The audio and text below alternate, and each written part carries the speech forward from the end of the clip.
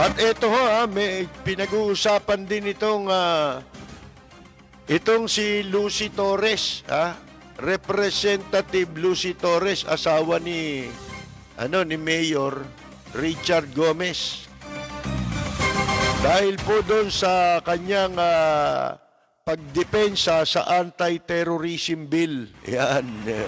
Ang dami ng magaling ngayon, Nanalo, magaling na ba yun? Pag nanalo ba ang isang kandidato, mga kaibigan, magaling na ba yun? Yan bang mga nananalong kandidato na yan dahil sa popularidad nila, pero nungka. Hanapin mo mga track record niyan. Tingnan mo kung bago sila pumasok sa politika, yun yung sinasabi natin Ano ba na ipagserbisyo nila sa taong bayan? Di ba? Sana kung si Angel Locsin kayo. Malamang si Angel Locsin kung kakandidato ay boboto ng marami yan Bakit? May track record Di ba? Hindi sa panahon ng eleksyon ginagawa ni Angel Locsin ang pagtulong, mga kaibigan. Sa panahon na merong kalamidad sa ating bansa, lumalabas si Angel Locsin. Sariling pera ginagamit at hindi ho galing sa gobyerno. At kung meron mang sobra, tulong yun ng mga naniniwala sa kanyang ginagawang pagtulong. Totohanan, sincero. Ito naman ngayon, tong isa, yung asawa ni Richard Gomez. Okay na sana si Richard Nasira pa rito sa asawa niya Mga kaibigan Asan ba yung balita na yan? Ang sinasabi ho nito, ayan, lahat daw ng batas pwedeng maabuso ayon dito kay Lucy Torres na congressman bilang pagdepensa niya sa anti-terrorism bill. Sabi niya, laws may be abused, but the risk is not a valid reason to reject. Hindi naman daw, lahat daw ng batas pwedeng abusuhin. Pero yung panganib daw, nitong batas, hindi balidong katwiran para i-reject o tanggihan itong anti-terrorism bill which faces opposition from lawyers, academics, human rights and civil society. The fear, sabi niya, that the bill can be abused, ang pangamba na maaabuso ang panukala o ang batas, can be abused is not unfounded. Hindi raw, yun? Hindi naman daw imposible, kumbaga, di ba? We have seen how laws have been used in the years, not just under the reign of President Duterte, but even the reigns of other presidents. But fear of abuse is not a valid reason to reject a bill outright. It's not a valid reason. So madalit sabi, yun ang katwiran niya. Siguro, nakapirma siya dyan sa batas na yan. Wala naman napanukalang batas na maganda yan Meron na ba kayo nabalitaan na nagawang batas yan? Yan ang sinasabi natin. At least man lang, sana, kung naging katulad sila ni Angel Locsin, hindi na natin maku-question pero itong mga ito, sumulpot lang ito Una, pinanganak na may gintong kutsara sa ngalangala ito Di ba? Kaya nga napangasawa niya si Richard Gomez Di ba?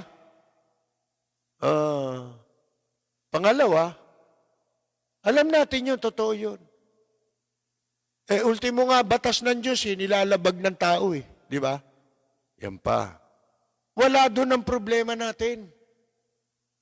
Hindi niya alam ang problema eh. Doon mo malalamang kahit sino na lang pwede, mga kaibigan. Sapagkat ang problema hindi yung batas. Ang problema yung magpapatupad ng batas. At yung pagpapatupad ng batas. Hindi niya nakukuha eh. English magsalita yan ha. Pero hindi niya naintindihan yung English niya eh. Mga kaibigan eh. Wala tayong problema sa batas. Sabi ko nga sa inyo, karamihan ng batas eh, pag pinanukala nila yan eh, ang ganda ng layunin eh. Laging maganda ang intensyon. Oh. Pero kung ang batas ididisenyo mo para ipatupad lang sa mga gustong gipitin, masama kung magagamit yan doon. Dapat ang batas, mga kaibigan, para sa lahat yan. Hindi pwedeng maging choosy ang batas. Hindi batas yan. Yan sinasabi ninyong ipinasa ninyo. Baka hindi mo naintindihan. Hindi ganyan ang batas kasi. Ang alam namin batas,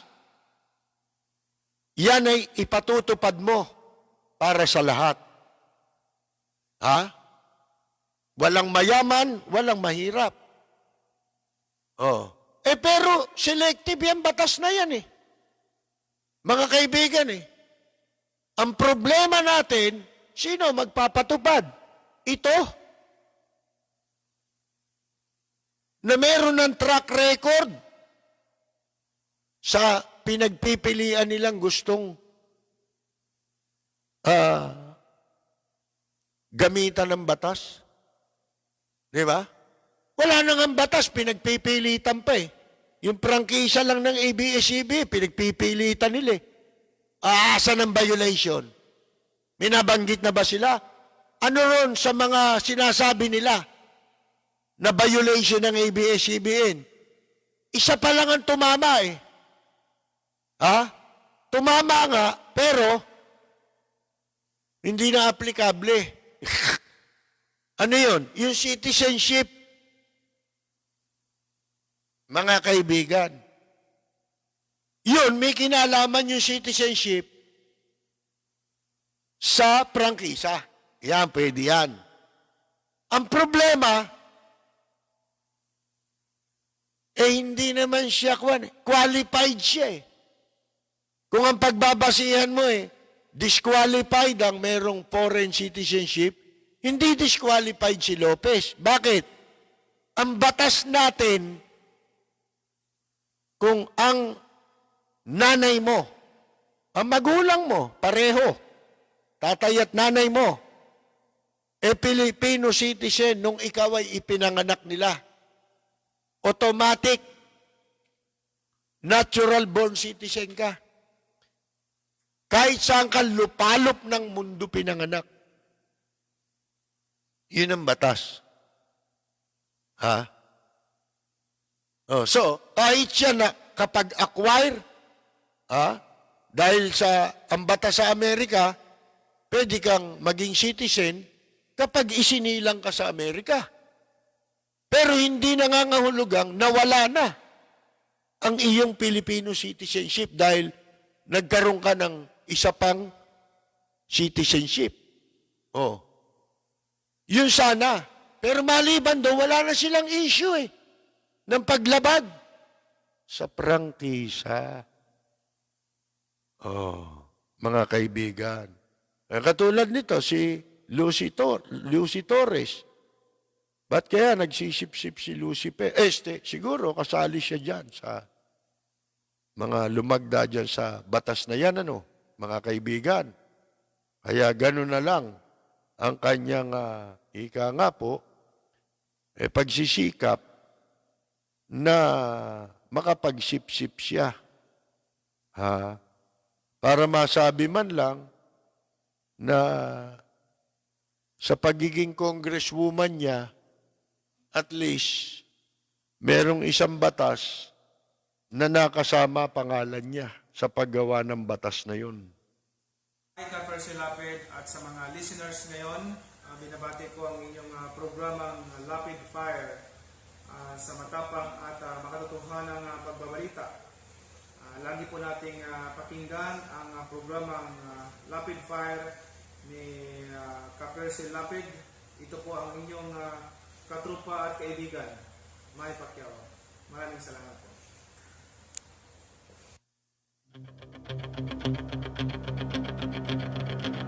Walang preno kung bumatikos, malalim at makatwirang komentaryo.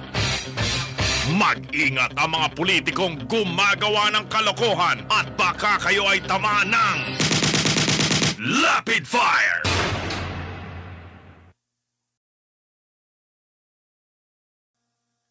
Kahit hindi ho sa sektor ng entertainment. Basta sektor ng OFW. Kayo ang pinakamahalagang sektor sa industriya ng overseas program na nagsimulang maitatag sa panahon ni dating Pangulong Marcos at ni Minister Blas Ople bilang Labor Minister. Aktibo tayo nung araw. Ngayon, bakit kayo ang pinakamahalagang sektor? Kasi kayo yun eh. Yung ibang sektor, nakasali dito. Sino ba yun? Di ba mga recruiter? Walang kapakanan yan. Bakit? Sapagkat sila ang naghahanap buhay at kumikita dahil sa atin na mga OFW. Kaya ikaw na isang OFW, ikaw ang merong pinakamahalagang boses na dapat pinakikinggan ng pamahalaan. Hindi yung mga pinaglalalagay nilang jumper trees, mga kaibigan, nilagay sa TESDA. Bakit? Ano sinasabi natin nung araw? Malulustay lang ang pera ng OFW. Wala naman kayong programa eh. Para ngayon, yung gobyerno ngayon, bakit nawawalda sa mga pera? Walang programa eh. Meron ba programa kahit dito sa COVID-19? Meron. Programa sa TV, meron. Tsaka sa radyo. Tapos ang pumapapel, sipin mo, kalihim ka ng PCOO. Nagpo-programa ka. Ano tawag mo dyan? Ba't ka nagpo-programa? Di magprograma ka na lang, mag-resign ka na. Kinuha kang sikwatari pagkatapos magpo-programa ka sa radyo, tsaka sa TV. Sino ka? Bakit ka? Namamangka ka sa dalawang ilog. Ang dami mong papel na gustong papilan. Gusto mo, opisyal ka na ng gobyerno, media ka pa. Bakit ho nangyari at nangyayari ito sa OWA? Bakit ang pera ng OWA nawawaldas nang walang kalaban-laban ang mga OFW sa kanilang pera? Pera nila yan eh. Sapagkat kailanman hindi pa ho nagkaroon ng mga kinatawan ang mga OFW sa board, sa governing board ng OWA. Bakit ho mahalaga na mismong mga OFW ang dapat nagpapatakbo sa OWA? Bakit? Kapakanan nila yun eh. Sino makakaalam sa kanyang kapakanan, di kundi siya? Hindi ba? Parang yung mga entertainers. Sino makakaintindi sa kalagayan ninyo ngayon? Kayong mga working entertainers. Kung hindi ang kapwa nyo rin, entertainer. Ngayon, iba nilagay mo, mga vested, mga politiko. Naglalagay kayo dahil malakas ito. Kaya sila napupwesto dyan. Ang namumuno, Department of Labor. E di para mong ginawang bantay ng repolyo, yung mga inilagay mo dyan, kambing, ginawa mong bantay ng repolyo. Ano mangyayari? Kaya ako naghahamon, sabihin ninyo, kung ni minsan nakagawa ng programa yung OWA, ang daming programa nating iminumungkahi, ni isa wala sila nagawa.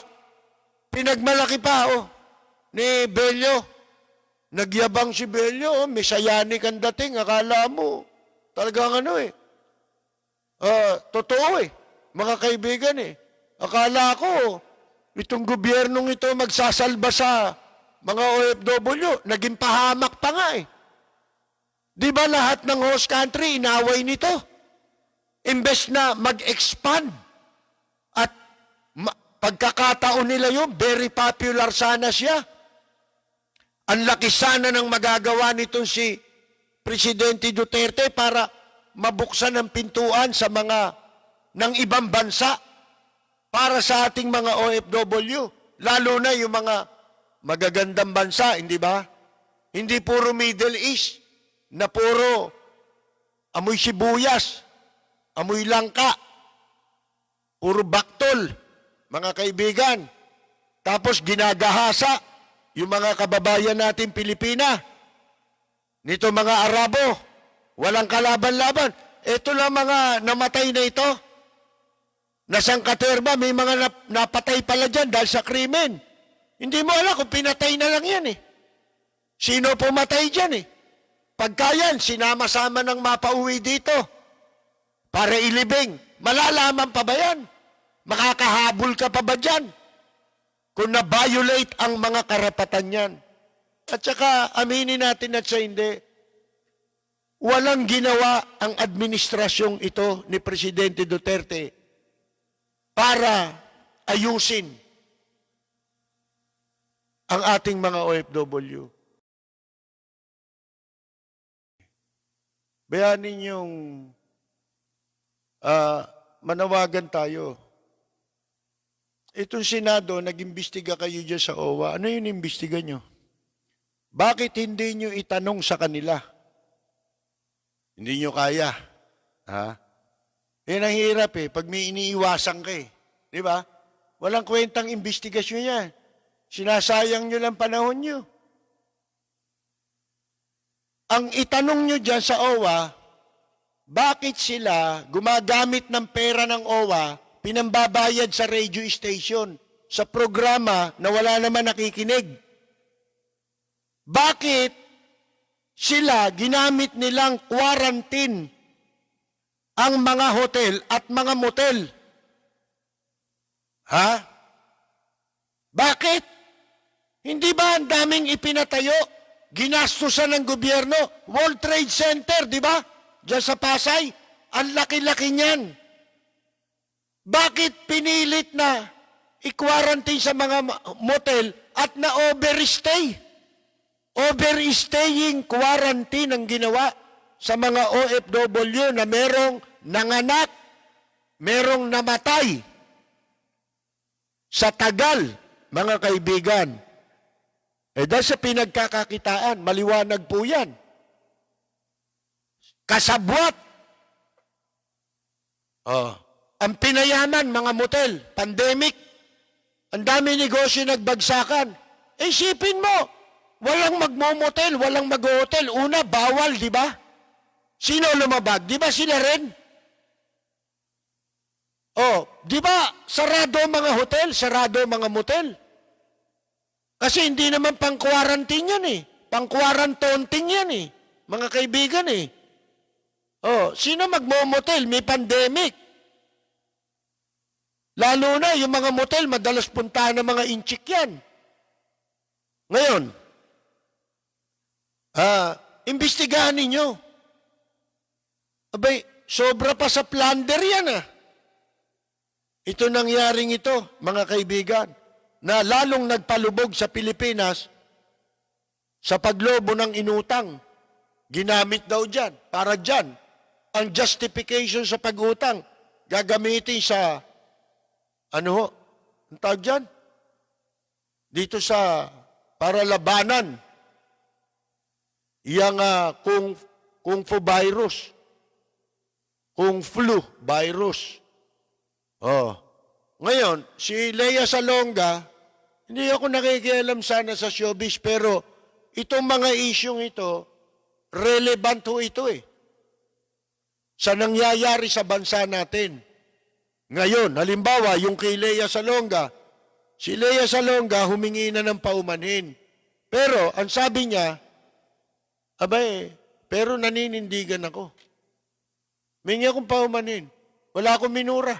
Hindi ko sinabing PI ang Pilipinas. O kaya PI ka, Pilipinas. Wala akong sinabing gano'n.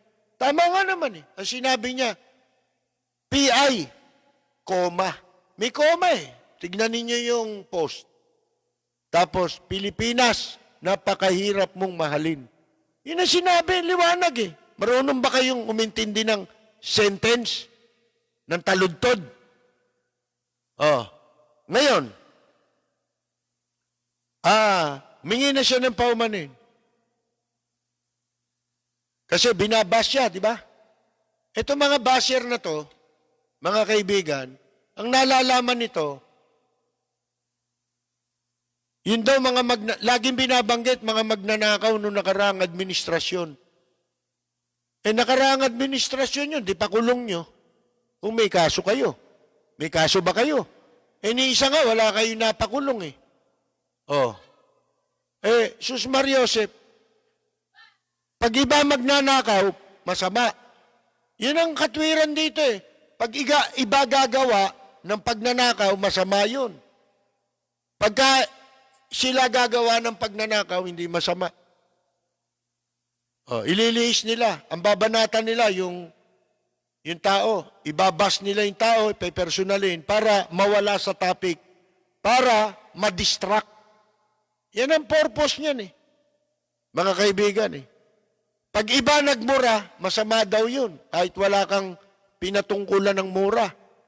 Pag si Presidente Duterte nagmura, hindi. Ano yan ganito yan, ganun Yan.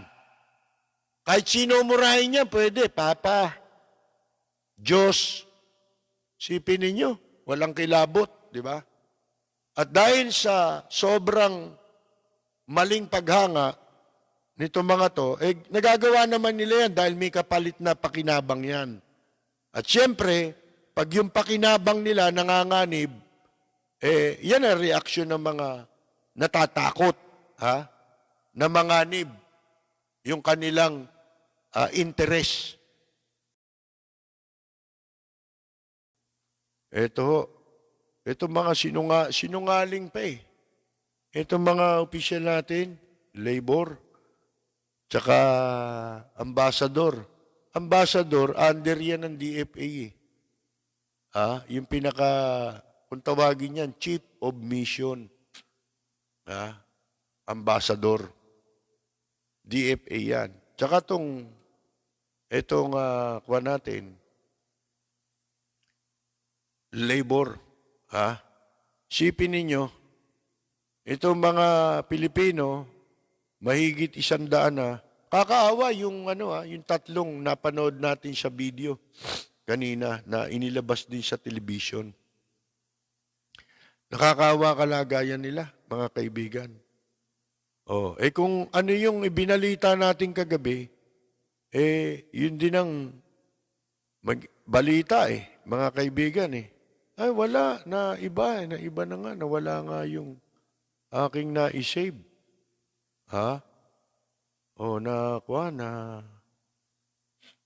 Baka pwedeng i-request mo nga ro, maibalik. sa atin, oh. Ako ho'y nagpapasalamat doon sa lahat ng mga nagme-message sa akin at nagpapadala sila kung ano yung mga balita na hindi mababasa minsan dito. Maraming salamat to sa inyong mga effort. Ang katunayan, hindi ko lang kayo kayang pasalamatan lahat sa dami po ng mga tumatawag sa atin dito sa pamamagitan ng messenger. Meron pa dun sa ano. Kung hindi ko matatapos lahat nabasahin, pero ako'y nagpapasalamat sa lahat, lalo na yung mga hindi ko dati alam na nakikinig sa atin, malalaman mo, nakikinig daw sila sa atin, mga kaibigan. Nagpapasalamat to ako. At ito lang ang hinihiling ko sana, kasi kagabi, meron na naman nag-away sa ating chat room. Kung maaari po sana, iwasan natin. Pwede naman tayo magbigay ng opinion lang natin Huwag na natin pakialaman yung opinion ng iba kung hindi naman nakakabastos sa atin. Kasi mababastos mo yung tao, mauwi kayo sa pagtatalo, pare-pareho, mapagtatawanan kayo. Madadamay pa tayo riyan. Ito ang programa natin, hindi ito para sa mga troll Yun nga iniiwasan natin, kaya may panawagan tayo. Yung iba dyan, nananawagan sa television pa, nananawagan daw sila na laban sa fake news. Pero wala naman silang sinasabi kung paano lalabanan yung mga fake news. Hindi katulad natin, sinasabi ko simple lang ang pwede natin gawin sa mga troll. Ibablock natin. Kasi hindi naman sila importante Ang pakay niya, madistract ka Di ba? At wala namang kabuluhan ng mga pinagsasabi niya mga yan Iba pinag-uusapan, iba yung sasabihin. Nakakaano yun, nakakasira sa ating pare-pareho yun. Hindi lang sa inyo, sa akin, sa atin lahat. Di ba? Imbes na pwede kayong mag-suggest na kasi nakakapulot din kami sa mga nakikinig, lalo na kung may kabuluhan yung kanilang comments. Kung tayo mag-away, hindi naman tayo, wala naman tayong atraso sa isa't isa Di ba? Paubaya na natin ang kawalangyang ganyan doon sa mga nasa troll, yung mga troll na alam nyo na kung sino yung mga troll na yun. Di ba? Alam nyo na yung mga fake news. Hindi yun tinatangkilik nyo kasi minsan may nagpapadala pa sa akin, wala akong panahon dyan Kasi kung babasahin ko yan, panonoorin ko sila, yung YouTube account nila, di nakadagdag ako sa views nila. Ako nga paminsan-minsan ko lang nababanggit sa inyo, tangkilikin nyo naman yung ating YouTube. Kung gusto ninyong makapagpatuloy pa tayo. Di ba? Yan lalo-lalo na sa July 1, magsisimula na yung ating programa sa radyo na 1 oras. Kung gusto niyo makapagpatuloy pa yan, ang pinaka-contribution na nga lang na magagawa natin, mag-subscribe kayo. Sipin ninyo yung mga walang kabuluhang YouTube ang dami subscriber. Ano mapapala nyo ron? Ngayon, kung ayaw nyo sa programa natin, wag kayo mag-subscribe. Wala namang pilitan to Di ba? Ang hinihingi lang natin, yun lang ang pwede ninyong ma-contribute. Di ba?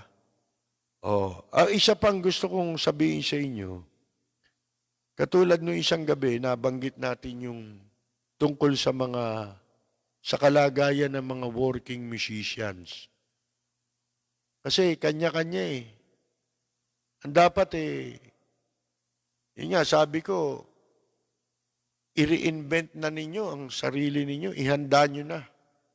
Ngayon pa lang, kanina may napanood ako sa TV, mahirap lang. Iniwan pa ng asawa, may sakit ang anak, walang maipakain sa anak. naniniwala ako, pero parang hindi makatotohanan, pero i-interviewin ba ng TV yun kung hindi totoo, di ba? Isang mahirap, alam nyo kailan siya yumaman? Ngayong pandemic, sa loob lang ng 3 buwan. Nakapagpatayo ng 3 tindahan, nakabili ng 2 sasakyan. Dahil sa pagbebenta ng manok na hilaw. Sipin ninyo yan. Nagawa niya yun sa loob ng 3 buwan, kumikita yata na 50,000 sa isang araw. Nagsimula lang siya dun sa yung palengke na yung sasakyan. Isinali siya ng City Hall sa Quezon City doon sa pwedeng magtinda. Yung sasakyan, libre naman eh. Kalain mo, nagsimula raw siya sa 2,000 piso, napalago niya yun. Yung mga katakataka, di ba?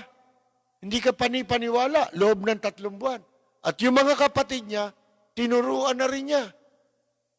Ano yung sasabihin ko sana sa inyo kahapon? Yun nga, itong mga entertainers, may nagbanggit nga sa atin na isa sa mga nanonood sa atin sa ibang bansa. Sabi niya, tama yung sinabi niyo, Ka-Percy, kasi yung mga entertainers na walang trabaho, tama yung sinabi ninyo na kung pwede nilang makumbinsi yung mga kaibigan nila na dating nanonood sa kanila, tutugtog sila. Kahit, sabi nga, kahit 10 lang eh.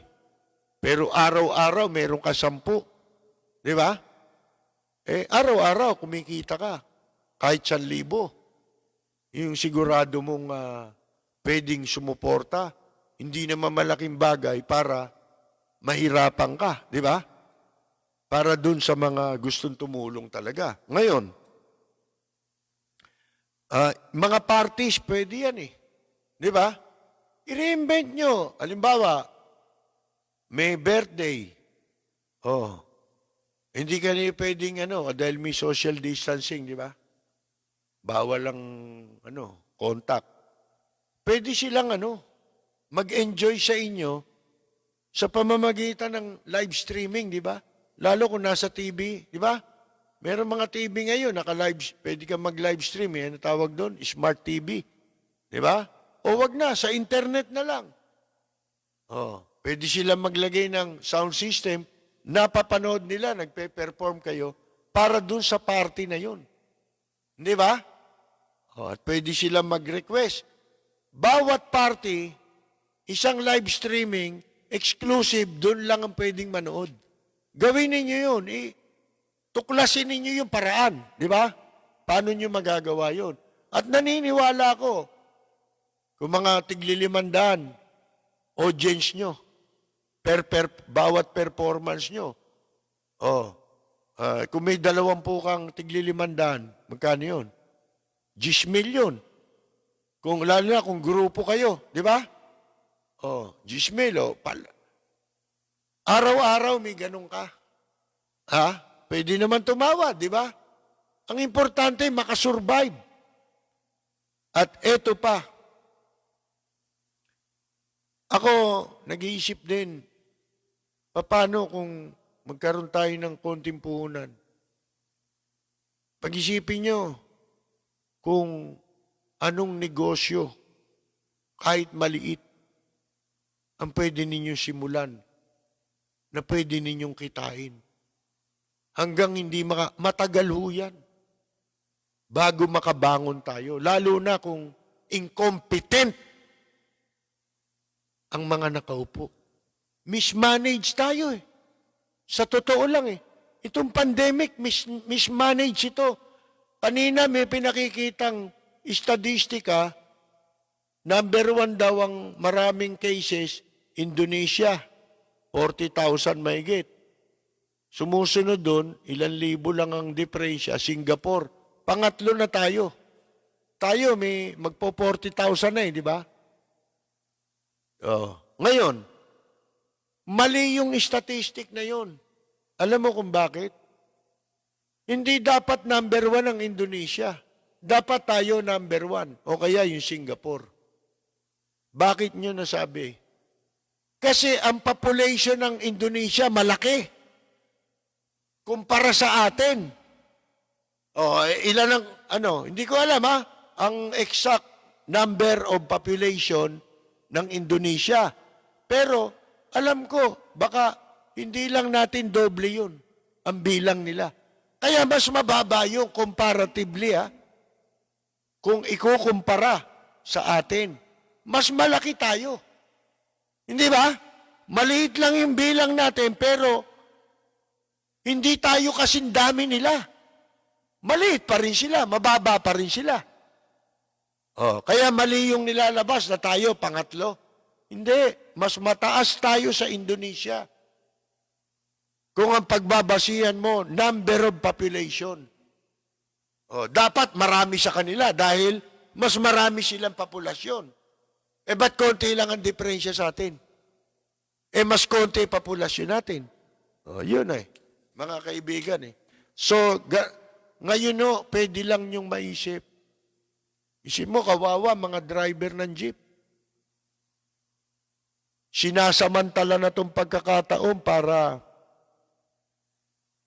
maisaksak nila yung mga pagkakakitaan nilang negosyo, pati negosyo na sila lang ang kikita.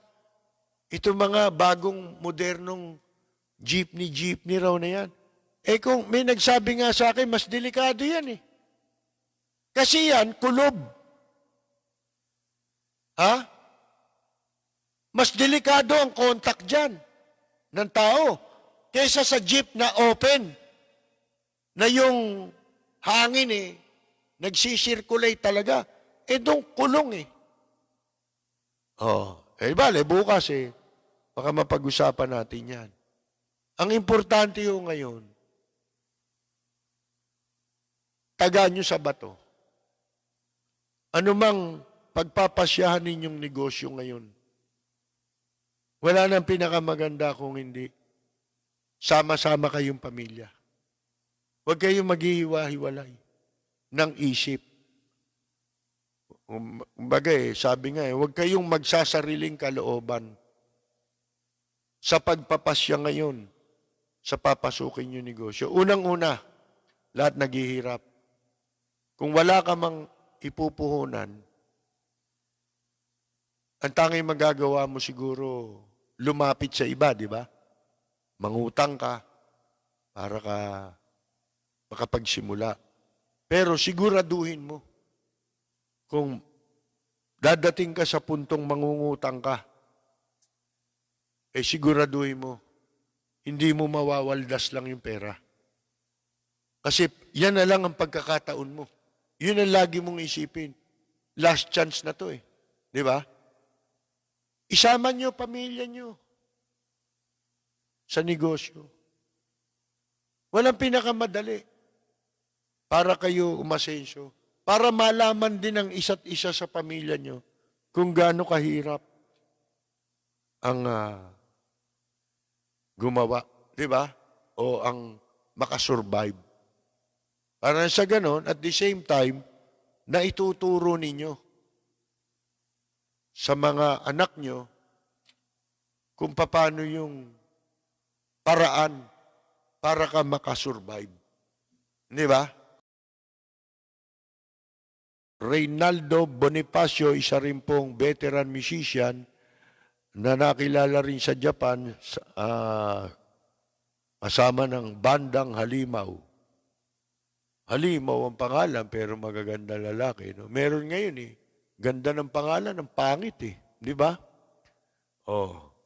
Si Kaloy Lising, si Cherry Noblezada, si Reynaldo Galang, si Tahiti Papete Bora Bora, Eden M. Leiba, si Eddie Kiazon ng Sydney, Australia. Si Oldies But Goodies, isa rin pong musician yan. Magaling yan. Galing kumanta niya, no? Si Romualdo Reyes, Cheryl Belen ng Antioch, California, Francis Rodriguez, nakatropa natin sa Barberia. Si Danilo Ararao ng Tansa, Cavite. Si Eden Katindig Kiotcho. Ricky Valero ng UST. At ng Bulacan. Si Greg Belus Jr., Aida Trillana ng Paris, France. Si Mimi Basalio, Marlon Pexon, kaibigan natin sa Chicago. Si RJ Rivera, Raul Correa, Rafael Lito Joaquin, Mercado Season Felipe Deport, Leonard Sunga ng Temecula, California. Jun C. Gases, ang batikang bokalista ng dating bandang Abracadabra. Nasa Guam din po si Jun Gases. Si Romel Penecitos ng Sauyo, Quezon City. Si Frank Dones, A.G. Bistal Magalona. Si Benedy Tunggol ng Mexico, Pampanga. Si Concepcion Ison Chulbo at si Ledge Chulbo, binabati natin, isa rin musician at matagal na nating taga-subaybay din po. Si Annie Town Drow ng London, United Kingdom. Chito Manalo, isang dati rin pong musician na nakasama natin sa Japan, 1977 hanggang 78. Doon kami na destino sa Cebu. Alam ba ninyo yun? Pangalawang biyahe ko yun doon nung magkakita kami. 76, yun ang unang-una kong narating, sa Cebu. Nandun ho ang pinakamalaking naval base ng US. Yung sa Cebu ay party po yan ng Nagasaki. Pero yung sa Cebu, nasa dulo ng Japan yan. Dulo ng South. Yan. Sa Kyushu. Yan po. Si Kaloy Leasing ng South Korea. Nasa South Korea pala si Leasing. Mr. Leasing, Kaloy. Si Rolly Hernandez ng Maynila. Si James Mata ng Cavite. At ang kanyang partner na si Elena. Si David Valencerina ng Caloocan, si Senyor Tonet Pabia, isang veteran musician din po. At sila po yung bandang nag-frontak sa The Beatles nung nag-concert po sa Pilipinas, dekada 60. Kasama niya si Joey Pepe Smith. Si Kaka Mori, Loida Haruda, si Benigno Zamora, Ricardo Macapagal, Salditing, sama may bahay sa Amerika. Kung ako tatanungin ninyo, pinipilit tayo ng mga nasa media, ng nasa social media, na pag-away, tuloy-tuloy ang away ng Marcos. Kung ako, kalimutan nyo na yan. Hindi na ho natin mabubuhay si Ninoy at saka si Marcos. Tapos na yan. Hanggang hindi nyo tinatapos yan, watak tayong mga Pilipino. Hindi tayo marunong matuto. Gusto nyo, pag-usapan pa rin yung panahon ng Kastila? Saan tayo pupunta niyan?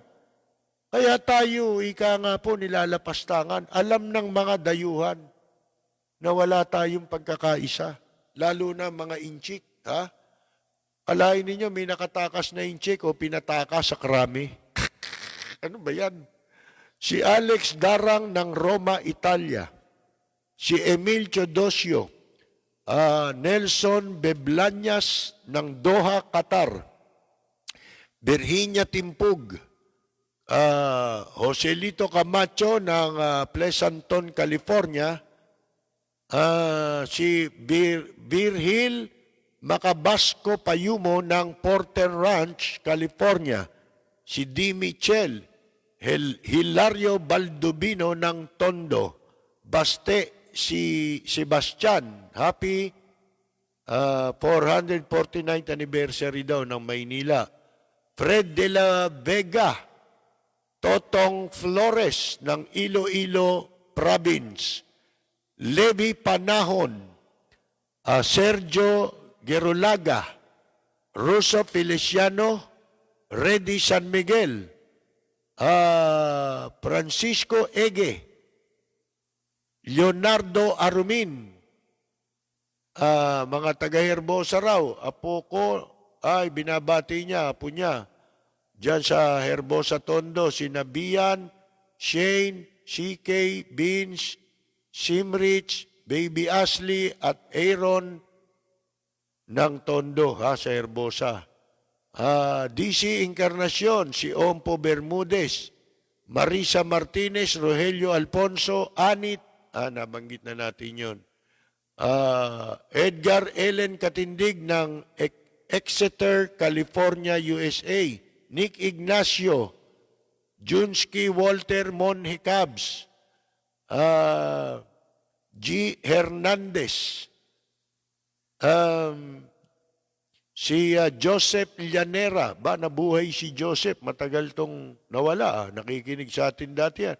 Boy Rupaniana Pascual ng Bahrain, to Maribeles. Grace Padilla, Telang Padilla, tsaka si Tita Nela Padilla, San Diego, binabati natin, Sila po yung Padilla clan. Si Myla Padilla, binabati rin natin. Joe Espina Albareda. Lourdes Simon Sigua na nasa Amerika na. Rix A. Luterio. Bella. Luningning Mabasa Barawe, Joanna Oishi, Salditing, Lucio Amparado Casil, ang ikangay kaibigan nating taxi driver na naghahatid sa mga broadcaster. Si Michael Soares, Alvin Samson ng United Kingdom, pakibati si Cecilia at Ondoy Pogi ng Camarin, Caloocan. Neil Young, Edwin Angara ng Australia, Rico R. Bautista ng Caloocan, Jimmy Reyes Montaos, Stevie James ng Los Angeles, Belinda Hinete, Boji Magkasi, Alfred Ginto, Lucy San Jose, Lodi Santos, Canoel Binuya, si Connie Gengnagel ng Greenwoods, Dasmariñas, Cavite, Gina ng Maynila, Gabriel Ramos, Junior Dal ng California, Green Guevara ng California sa West Covina, Henry La Chica Jr. from Aklan, Quezon City at Aklan. Virgilio Ilag, si Jenna Guzman Carillo, at binabati natin sina Alex, Jenna, Alea, AJ, Jenita, Elsa at Cesar Cortez ng San Diego, California. Glenn Diolazo, Josephine Codilla from Novi, Michigan. Si Roy Stone ng United Kingdom, si Giselle, nanonood. Si Joel Engiape, Ted Noriega di Makulangan, Teodora Alcairo, Joanna Carla Digos, Ron Lozano, Bianski Cabs Baren, Emax Alvarado, Maria Luis DM, Gerardo Retirba, Jen Alchanaig, Catherine R. Uy, Peter Bebot Gomez II, Leonida Tolentino ng Alberta, Canada sa Edmonton, Matt Bautista, Benedi Tunggol, si Jomar Ronquillo Pastrana, David Aquino, Cesar D. Soriano, si Colin Gavin, Edwin Javier, yan, Noel Año Nuevo, Bong Benavides, isa rin pong veteran musician, Annalyn A. Lopez, Flor de Lisa Rosaldo Sarmiento,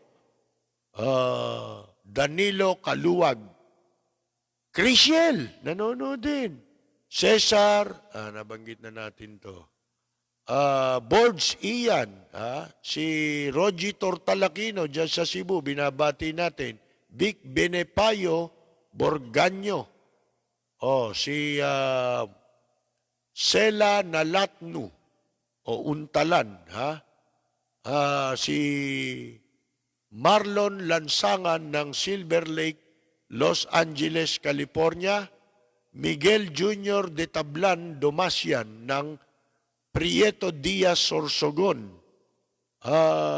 Christopher Cañalita, Ronald Ponasier ng Pasig City, si Leonardo Arumin, si Arnaldo de la Paz, ayan sino pa? Libo ito mga kaibigan Boyet Potenciano ng San Diego, ba si Boyet Potenciano? San Diego ba? Si Idol T-Bone, Brian Quitoriano, isa pong magaling na broadcaster, DJ, ay binabati natin, Si Cam Maita Basilio pala, nakatropa natin. Si Larry Atanasio, si Noli Jacinto, si Rafael Joaquin, Norma Gobrin, si Lani Liwanag, Narciso Santos, Maria Agnes Rie Cojase, Nilo Ladeza. Ano kaya ni Nilo, yung nakasama kong musician o singer nung araw, si Arthur Ladeza.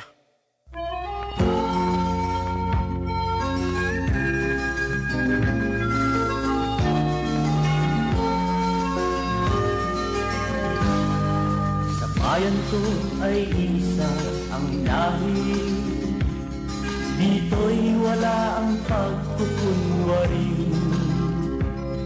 Hindi patagaig, sadyang kilala sa daigdig, may pagkakaisa sa bawat nais. Ang bayan ko'y punong-puno ng yaman, bakit ito'y kailangan pang iwanan? Hindi nga ba't anong sarap mabuhay ng buong ganap? Sa bayan mo, sumapit lang yaong wakas. Dito sa bayan ko. Magandang yumaga, Congresswoman Lucy Torres. Sa bayan mo, sumapit lang yaong wakas. Dito sa bayan ko, lahat kami pantay-pantay.